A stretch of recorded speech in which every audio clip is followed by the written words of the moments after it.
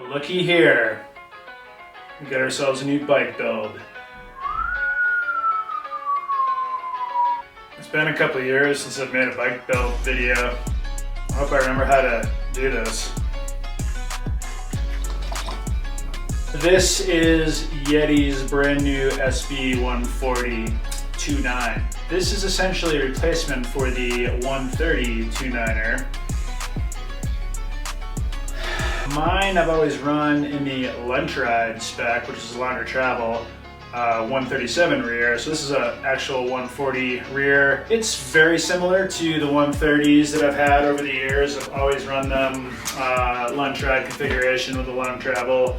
The main differences here are that Yeti has really refined some of the details and the finer points to make these frames just a special sort of package, right? So the internet will rejoice, pink bike mostly, that we have a threaded bottom bracket now.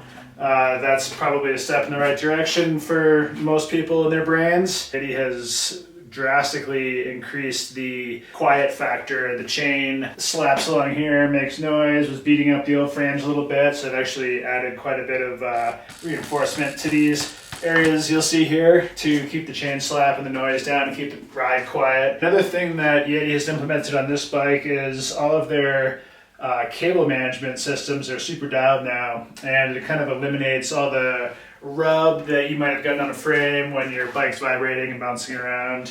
Yeah, they've really gone a long way to sort of refine some of the, finer points on these frames. All the bearings and axles have been redone, basically allowing the suspension to move more freely and maintain a stiffer back end and let the bike actually track properly and not flex side to side. And all the bearings are standard and they're super easy to replace, so that's a step in the right direction. The switch link has been reconfigured a little bit with some better seals to keep the bearing happier in there. They've actually added much larger and more robust down tube protector here. It pretty much made a full replaceable unit down there that can take a beating, and if you do happen to mess it up, you can actually buy a new little piece of plastic for it to keep it happy. Something else to note about the whole line is that they've tried to sort of optimize the center of gravity for all different sizes of bikes. They actually build 5 different configurations of this frame now as far as changing the size of the rear end on this bike. An extra small does not have the same rear end as an extra large. Of course, that is the way it should be, but a lot of companies will save money by making less carbon molds, but this is actually a really good way to do it and keep the center of gravity where it's supposed to be on the bike instead of just building the bike with the parts that you might have laying around, right? So good job on that, Yeti. It's a universal derailleur hanger, so if you wreck something and you're far away from wherever, you can always get one of these at any bike shop. Should have one of these in stock. The geometry between this 140 and the old 130 lunch ride is strikingly similar. The head angle is almost exactly the same. Seat angle is almost identical. They haven't really made any huge changes there because, you can't just, geometry right now is pretty good. I think most people will agree. And changing things just to change things isn't a great theory if things are really good. Like 5 years ago, geometry was awful. So once we get to the point where we figure that out a bit, I think we're kind of in a happy spot right now for the intended use of this trail bike. So I didn't think there were any huge geometry changes that needed to be made per se. These little things, it's such a small detail, but it makes such a difference for ride quality. And if your bike's making noise and vibrating when you're riding and driving you crazy, well, that's not what you want to be. So yeah, these kind of tweaks really, as small as they seem, they actually make a big difference to the ride quality of the bike. So yeah, big fan of that type of stuff. I'm going to build this thing up with a RockShox Super Deluxe Ultimate Air. I'm going to be putting a 160 Lyric on this bike. I've had a couple of these now built up with Lyrics. I've had a couple built up with Zebs. Both forks feel amazing. The Zeb's probably overkill for a 140 bike. It's more intended for your bigger bikes, your 160, whatever. So yeah, I think this is a good match for this particular bike. New Lyric honestly is sweet. I've run one on my new 130. It's with little bleeder valves. Got the buttercups, so everything's buttery. The new damper, the Charger 3, works really well. I'm a big fan, and yeah, this is going to be a mean whip. I haven't made one of these bike checks in like 2 years because Yeti's, well, they haven't made any new bikes in a couple of years, and at the risk of being redundant, I was only going to do a bike check when I had an actual new bike to check. So check this new bike. It's sweet. If you watched my last little bike check on Instagram, I was stuffing meat in strange places. And I'm not really going to do that this time, but I am going to stay properly lubricated on the inside. The first thing I'm going to do, because I know how excited the internet is about this, is install the threaded bottom bracket. I even greased the cup a little bit. I don't know anything about the spacing, so if I do this wrong straight away, we'll figure it out. Oh yeah, I just don't care either way. Press fit was fine. They were hard to get out sometimes when you had to replace them every year or whatever. But yeah, this is a more robust system. The chain line on this new rear end is 55, whatever the hell that means. So I'm using a new dub wide interface here. If I can't fit a 36 on here, I'm gonna be super sad. You're not supposed to probably spec this with a 36 tooth chainring. It's probably spec for a 34, but 36 is the smallest chainring I've run for 15 years. I'm not putting smaller gears on my bike. I can ride this bike all day in the mountains with this gearing. It's just what my body is used to doing. I'm not like a tough guy, I'm a little scrawny dude, but this is the gearing that I like, and I'm not gonna change that. I'm not gonna get softer as I get older. I'm gonna keep pushing these stupid gears around. You can make fun of me if you want, but I'm sticking to my guns. SRAM components require precise installation. That's all you're gonna tell me. I didn't have the right bottom bracket tool because I've been running press fit for so long and I have a press. So I used this wrench and it worked. Much like all the other bikes I've built, I'm going to put a MRP SXG guide on this guy. You don't ride bikes without a chain guide, do you? This situation here, this saves you everything from rocks. SRAM stuff does have really good chain retention, but I'm always riding dangerous, weird stuff, and if I lose a chain, I could lose my life, so I run the chain guide, and I always will, no matter what. Every bike. And you're good. Don't forget to leave your bolts. You know you got enough on there if it makes a huge mess. Lubrication. We'll just go ahead and put this $800 derailleur on real quick. I mean, it's sick. Don't get me wrong. I have much love for this derailleur, but inflation. Even though I'm covered in grease, I'm still gonna eat this meat.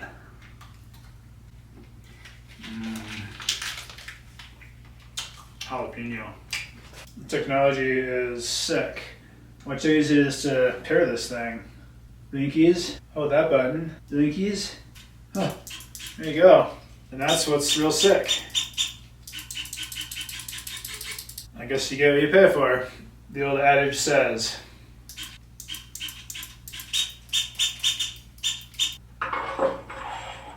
Measure once, cut 4 times. How's that go? This is the only part that you really can't screw up. We'll do my best to screw it up. Plastic tube shall provide. I'm gonna run a 40mm stem on this bike because anything other than that just feels weird at this point.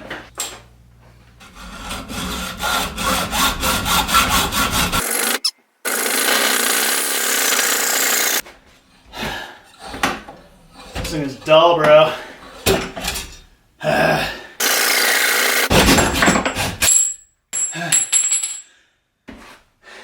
Interval training. A little while later. Don't forget to leave your tip. Nobody likes a dry headset. I'm gonna put a Turvative carbon bar on this bike. So yeah, this is 800 at full width. I'm gonna cut 20mm off each side. to get 760.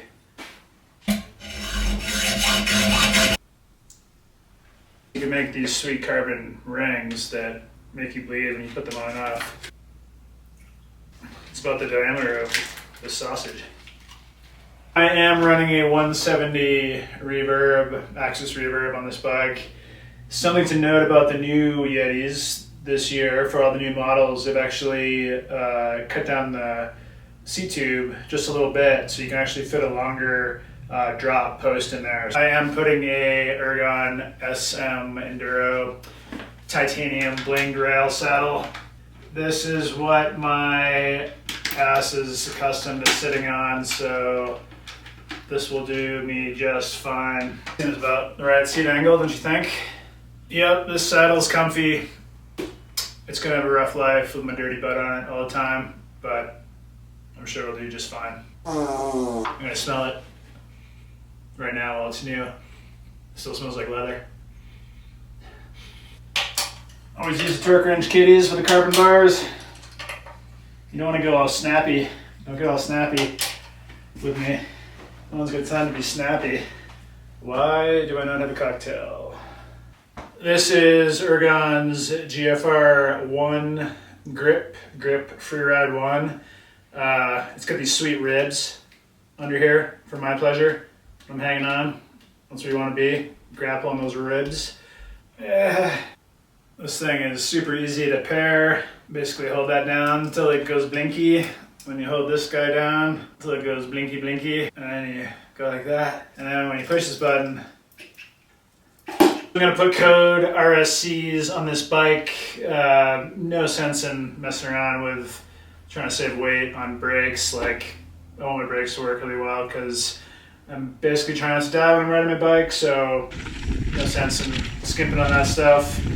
These guys, I run them with a metallic compound pad, and on this bike I'm going to run probably 200 millimeter rotors front and rear.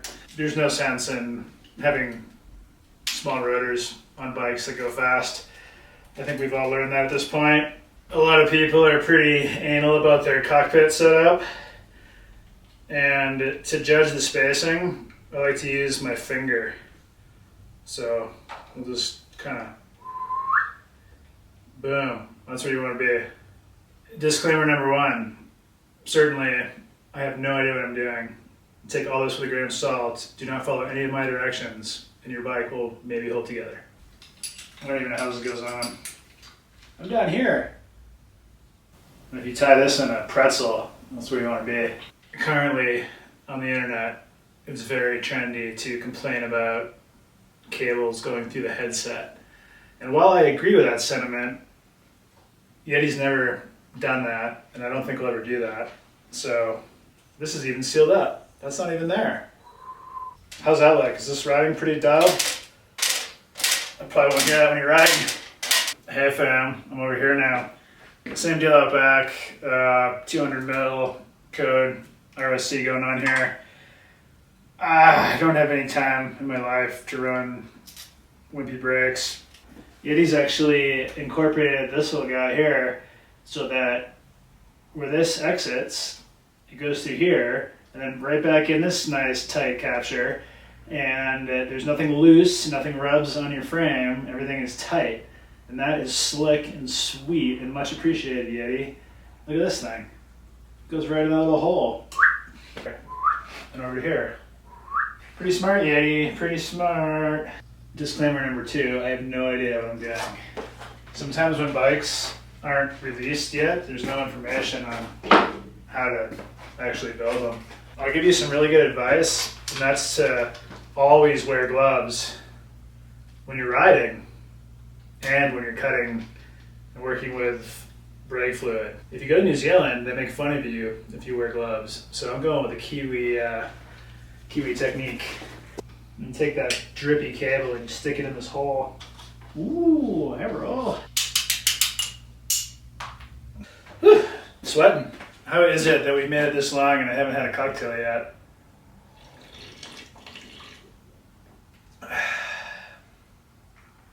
It's kind of tradition at this point.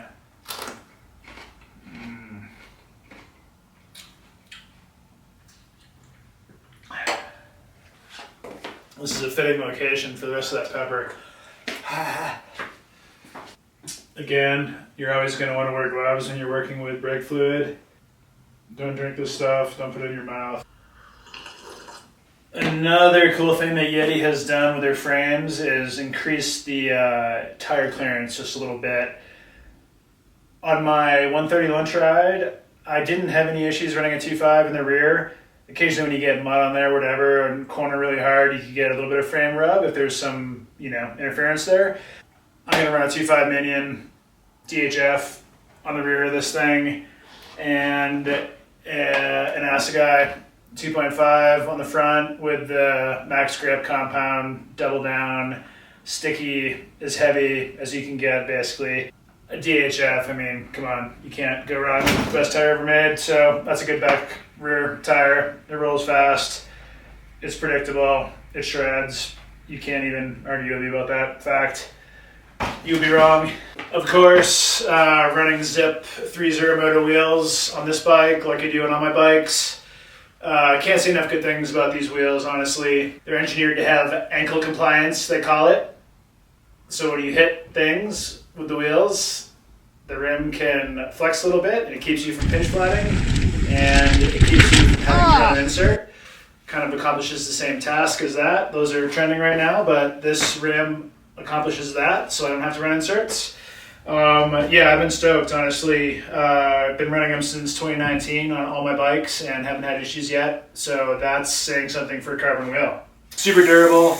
They have a different ride feeling than a lot of wheels. They're compliant and they hold the camber nice without being like soft and flexy. It's kind of a damp, like planted traction feel, which is sweet, honestly. Especially for like a guy like me, like I don't need to get bounced around and pushed off my line with wheels that are too stiff. So this is an awesome solution to that issue. This goes on here, full bling. 200mm rotor in the rear. Strong brakes are sweet. This is a new HS2 rotor. It's a little bit thicker, seems to manage the heat better. I honestly don't know how I lived without it. I'm running an EXO Plus casing in the rear. Seems to be enough for me. Occasionally I'll run a double down for certain situations, but honestly I've had great luck with these guys, especially with this rim combo. I don't seem to pinch flat them, knock on wood.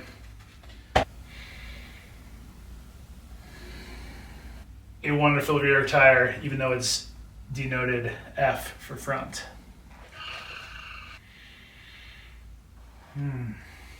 If you're a professional like me, you always put the valve stem on the middle X. This goes here. I've been known to run all different things for sealant. It seems to all work pretty well.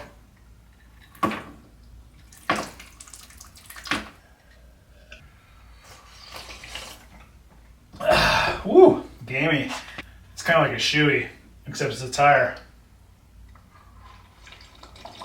You'll notice that I'm inflating my tubeless system before I put my rotor on, and that's because sometimes messes happen and Mezcal goes everywhere.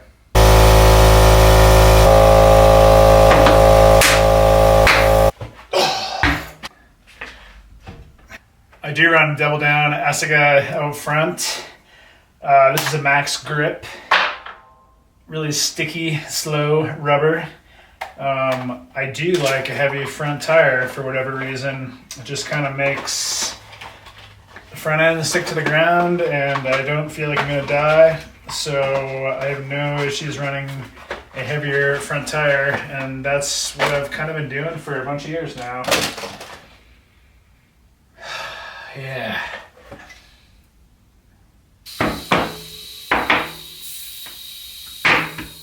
$85. Perfect. Grease your axle, friends.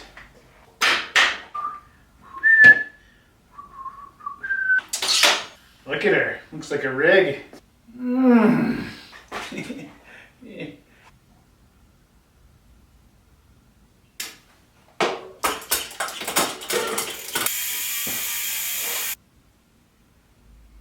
Okay, it's like 3 days later. This video is already getting too long. If you've been watching up to this point, I don't know how that's possible, but thank you for watching. I appreciate it. If you have any questions, please leave them in the comments. Leave me some weird, dirty, inappropriate comments. I love that stuff too. You can hate on my cable routing or my choice of rear tire or sprocket size or whatever makes you happy. If you want to purchase any of these parts, you should go see my friends at Worldwide Cyclery. I fully believe that they have the best customer service, most knowledge, and just really nice guys that I know personally.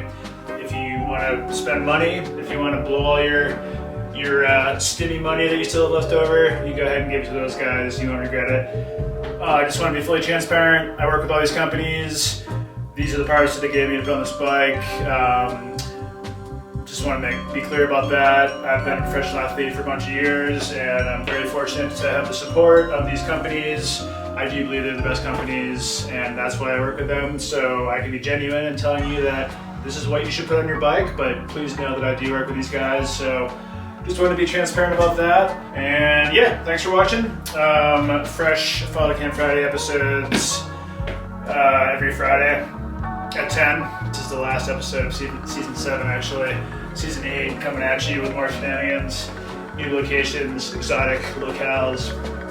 I wish I could show you some video of me riding this bike, but it's supposed to be a secret, and everywhere I go, people recognize my handlebars. Yeah, thanks for watching.